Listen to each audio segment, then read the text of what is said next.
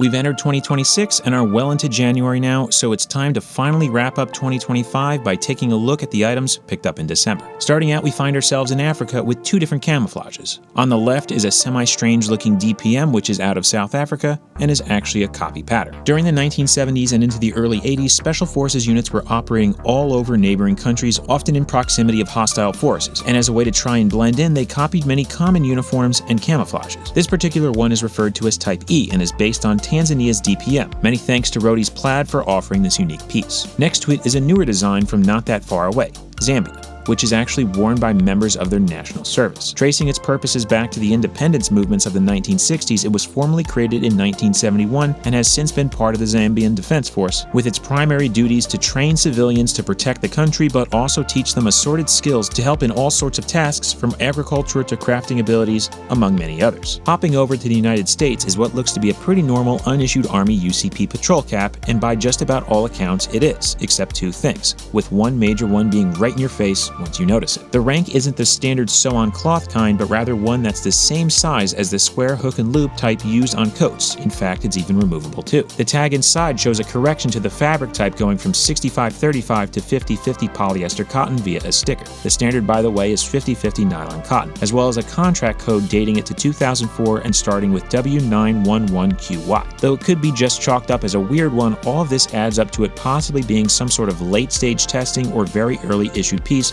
but whatever the case, it's really unique. Jumping to Asia are two heavier coats, with the left one out of Kazakhstan and the right one out of Oman. The Kazakh one bears a simple woodland copy design which first began appearing around the early 2000s or so, seeing assorted variations in shapes and colors but often still remaining on uniform cuts influenced or copied from older Soviet designs, such as the collar. Look at the size of that thing! Next to it is a rather peculiar Omani jacket, as apart from the unique purple DPM camouflage, inside it's all black, as in fact it's reversible. Being issued to officers of the Royal Omani Police, they often are seen wearing purple DPM but also other uniforms, so it's a good dual-use item. As mentioned in the past, when picking up Omani pieces, just about every camouflage they have is a variant of DPM, seeing some wild colors, so collecting them alone can be quite an endeavor. Finishing up, we now move to Europe, but also sort of staying in Asia if we're splitting hairs, with two more items. A uniform set from Russia and a stark, almost turquoise pair of pants out of Austria. The Russian uniform is one of their earlier summer weights in the EMR camouflage that falls somewhere between the Yudashkin uniform that caused all the controversy and the start of their VKPO, later redesignated VKPO systems. Simply often called the Model 2010, but also sometimes a Type A as there were a few variants of it, this one is the most prevalent, and is semi-recognizable as they were worn by many during the annexation of Crimea in 2014. The Austrian pants, though, are something of a mystery, as their cut is the exact same as the standard CAS 75 worn by their armed forces of the time, down to the tags dating them from the early 1980s. The thing, though, is the color, as it's much more vibrant, obviously, and the exact purpose seems pretty elusive, at least from a general standpoint, as specifics behind them are thin, with conjecture connecting them to engineering, training, work duties, or emergency response. Whatever the case, other CAS 75 garments in the color were being sold everywhere a few years back,